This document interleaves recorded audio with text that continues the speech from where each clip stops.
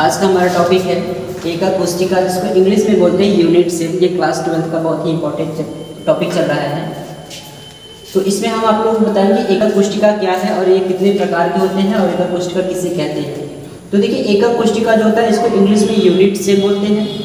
अगर हम इसके डेफिनेशन की बात करें, इसकी परिभाषा की बात करें, तो सबसे पहले ये बता देंगे कि किसी क्रिस्टल जालक का वह छोटा सा छोटा भाग जो तीनों दिशाओं में बार बार दोहराने पर संपूर्ण जालक का निर्माण होता है, उसे क्या कहते हैं? एकक कोशिका कहते हैं।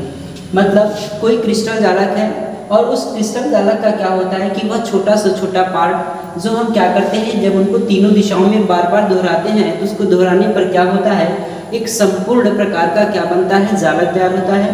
और उस संपूर्ण प्रकार के जालक को क्या कहते हैं? एकक कोशिका कहते हैं। जैसे देखिए, ये आपका यूनिट सेल होगा, यहाँ इस प्रकार से बना दे रहे हैं। और इस प्रकार की बात करें टाइप्स ऑफ यूनिट सेल, यानी कि एकक कोशिका के प्रकार की बात करें तो यह दो प्रकार के होते हैं। पहला जो होता है सिंपल यूनिट सेल होता है और जो दूसरा होता है वो सेंट्रल यूनिट सेल होता है, यानी सरल एकक कोशिका होता है। दूसरा जो होता है केंद्रित एकक कोशिका होता है।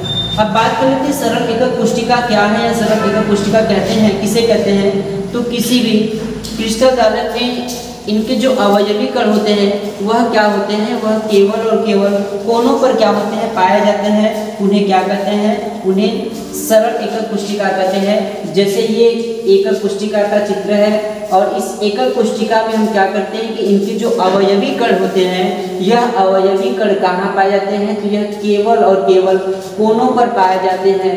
जब ये केवल कोनों पर पाए जाते हैं तब उन्हें क्या कहते हैं? तब उन्हें सरल एकक कोशिका कहते हैं। यानी कि ऐसे एकक कोशिका जिनके अवयवी कण केवल किस पे पाए जाते हो, कोनों पर पाए जाते हो, उन्हें क्या कहते हैं? उन्हें सरल एकक कोशिका कहते हैं। अब बात कर लेते हैं दूसरा क्या है। तो दूसरा एक केंद्रित एकक कोशिका, जिसको इंग्लिश में कहते हैं सेंट्रल यूनिट सेल।